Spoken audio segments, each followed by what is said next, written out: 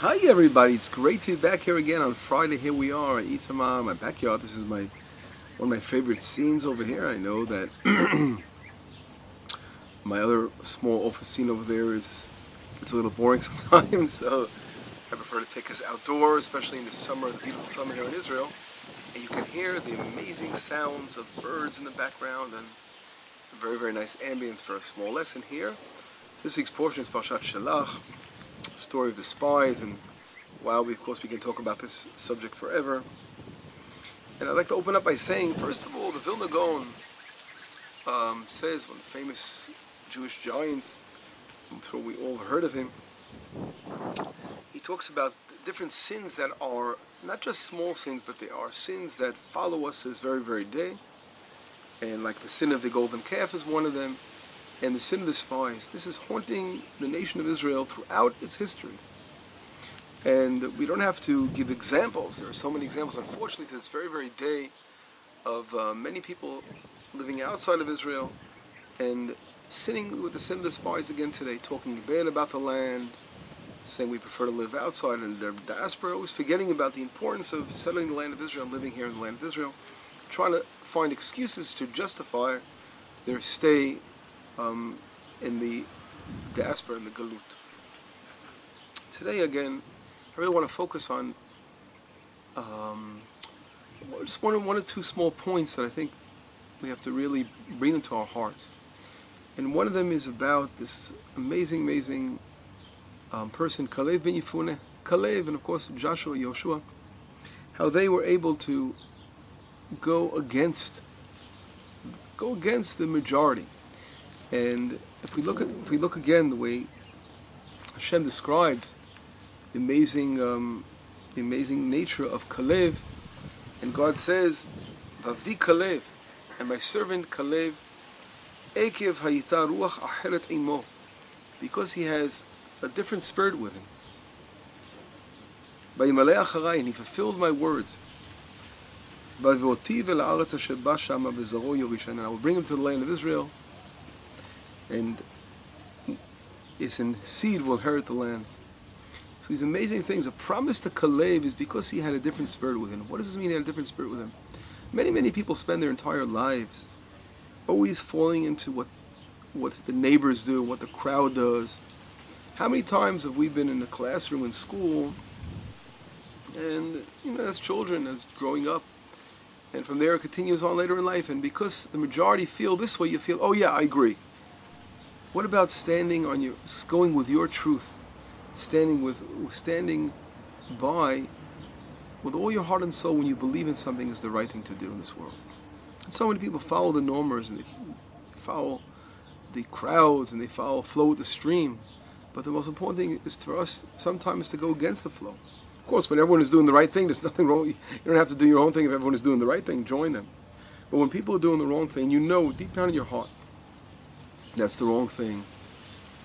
Be strong enough to overcome and not fall into this fear of doing something else what others don't want to do. What others say justifies trying to say this is not the right thing to do. Always try to overcome that fear.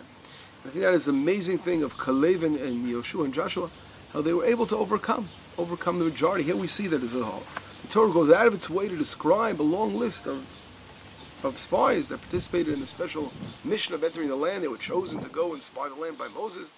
And of course the objective was to bring a good report and talk about how beautiful the land of Israel and how special the land of Israel is.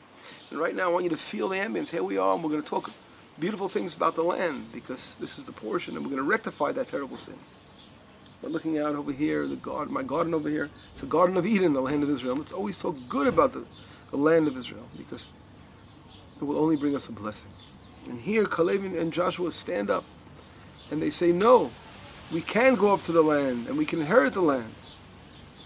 We have to have faith in Hashem and overcome all the obstacles. There are many different explanations what caused the spies to give evil reports and why. Many of them are, of course, they were very content with their lifestyle in the desert, when everything was given to them on a silver platter. They were fed by man, their clothes didn't wear out in the desert. who would want to actually have to leave that situation and come to a land where you have to fight battles and build a nation in the holy land of Eretz Yisrael? Of course, there was difficult challenges, and people preferred the easy way out, and that's why deep down was there this force that said, okay, you know something, let's talk bad about the land, let's stay here in the desert, let's not change our nice situation. And of course, we have to realize our goals in this world and to follow and do the right thing and follow Hashem, and that is the great message of Kalev and Yoshua were able to stand out, although they were the minority, and stand out for the truth. And how many times in our lifetimes we have these situations all the time, where people come against us, and they come against us with all kinds of lame excuses of why that they're right, and you know deep down that you have to follow the word of Hashem that is leading you to the right direction. But your peers and your friends and your surroundings are trying to say, no, do something else. But you know deep down it's the right thing to do. If it's the right thing to do, how do we, sometimes we ask ourselves a question, how do we know it's the right thing to do? Maybe they're right. Maybe what the majority is right. For example, next week we're going to talk about the portion of Korach. We see that Korach, he comes and he wars against Moshe and Aaron, Moses and Aaron. He comes against them, against the priesthood, and he's saying everyone's holy. So again he was a minority, right? He didn't have the majority, but he believed in a certain truth that everyone was holy. So wait a second. So why can't we say Yashar Korach? Good, he's doing a wonderful thing. He's standing for your truth. You believe in that. And the point is very clear. How can we distinguish between Korach and what Kalev and Yoshua did? And it's very, very clear. There's only one way of knowing if you're doing the right thing. And that means if you have no personal interest behind what you're doing. And therefore, when we know that Korach had everything to gain, because he was looking for his own personal benefit, he felt jealousy that he wasn't chosen. And therefore, because of his jealousy, everything argument was, as we say, Lo haya l'shem shamayim, wasn't for the sake of heaven.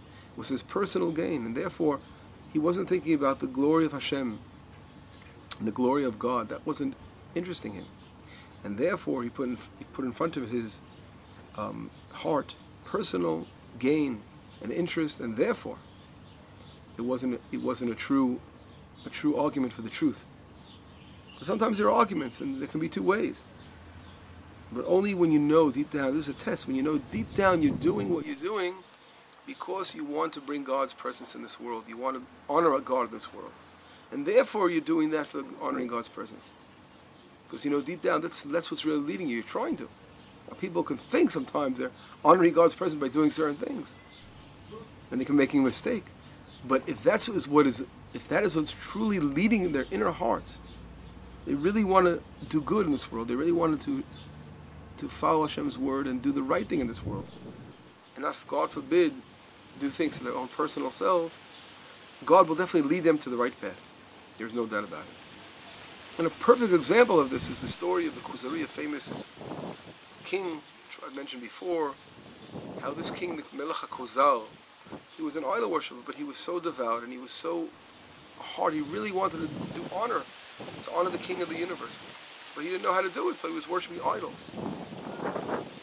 And an angel appeared to him every night and said, listen, your heart is in the right place. You have tremendous intentions, but your deeds are not good. You must find the proper deeds to do in this world. And eventually, he tried different religions in the world, and he turned eventually to the Jewish people and he converted and became part of the nation of Israel. And this king, again, what led him in the right direction of the path was only because his heart was in the right place. He was really searching. He wasn't looking for his personal interests.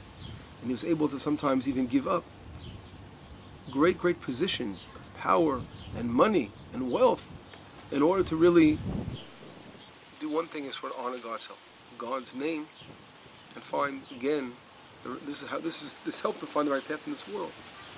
When a person, again, is always bound by his worrying about materialism in this world and other things, then his decision-making becomes tainted and it's hard to make the right decisions. And that is something that we all have to teach ourselves and say this message over and over again. We'll have to, again, always want to honor Hashem and follow Hashem's spirit in this world. That will lead us in the right direction, 100%. That's number one. I'd like to also mention one other small point, which is, which we can add to this lesson, today I had the beautiful privilege of, I do like doing this on Fridays, walking around my community and seeing what goes on. You're always meeting with people, and people always have things to tell you and what's going on, what are their needs, etc. And again, as a leader here of this community, it's something that I think is important to do, to talk to the people who live here, obviously, and Friday I usually have time for that. And I do this when I go to the hothouses. I began a new custom of going to the hothouses and picking out beautiful organic vegetables for Shabbat. And it was a very tremendous experience to go visit the farmers and talk to them a little bit. And here I'm visiting one of the farmers, and he says, listen, I have a beautiful Torah to tell you. And he's telling me this beautiful Torah about once a rabbi came to the Chavetz Chaim. Chavetz Chaim was a great rabbi of Israel, and he wanted to talk to the Chavetz Chaim. That's a question, because he was having some issues where he's being told by his wife and family that you're too much involved in helping others and involved in all kinds of projects and things like that, and you don't really have time. You have no time. You're not doing it for your own self, and this is causing all kinds of things in your life, for example. So before this was on his mind. So the Chavetz Chaim was sitting at the shilach.avi, and he began to sing a song. As we know, we sing a song when we have our third meal, shilach.avi. We start singing Mizmor David, Ach tov v'chesed, yidafuni kol yemei chayai. Only love and kindness will pursue me your entire life. This is what we say in the Psalms. Every time we sing, Mizmor David, a psalm to David, Hashem ro'i lo echsar, be'enot deshe yarbitzeni, he will lead me and guide me right in long pastures. And then it says, Ach tov v'chesed. It says only kindness. Yidafuni kol yemei chayai, which will pursue me my entire life. That's the song we sing on third meal. And this was the answer the Chavetz Chaim gave him. So you can understand that we should always be happy and not complain about any other thing in this world, as long as we're being pursued by love and kindness. What does he mean by that? That the word in Hebrew, dof, means to chase after. Sometimes things chase after you, and they abuse you, right? Because they're chasing after you. So you should be happy that you're being chased after by love and kindness. That people running after you and saying, do this and do that and do this. That you're involved in doing love and kindness, and that should chase you the entire life. And it shouldn't be other things, other problems. Problems over here and problems over there, and this kind of problem that come up. Because if you're not involved in love and kindness, everything else will catch up. Other things will be running after you, unfortunately, other problems in this world. So we should really, it's a blessing for all of us, we should be always involved in doing love and kindness and flowing with that, because that, doing love and kindness in this world, is really for the glory of Hashem in this world. Because Hashem wants us, the most important principle of the Torah is, V'ahavta l'reacha kamocha, you must love your neighbor as yourself. And if you really truly have this love, this true great loveness in your heart for your neighbor, and then you will love, this will increase your love for Hashem, because Hashem wants you to love. And this will increase your ability to discern between good and evil in this world. Because true love could solve any problem in this world. And that again was what motivated Joshua and Caleb with their spirit of love for Hashem and the love for the land, love for the people, wanted to do the right thing. And that was pursuing them. And nothing else didn't matter anymore. They weren't worried about being pursued afterwards by enemies in the land and fighting the battles and building the land. The most important thing in their lives was to bring God's glory in this world and pursue the true love and prosperity for the people of Israel and building the land of Israel. And that's what we have to lead us in our lives, and do not fall again, God forbid, in a situation where we're going to try to go with those who go in different directions and going against Hashem. So let us take this as an important lesson for ourselves and have a wonderful Shabbat. I miss you all.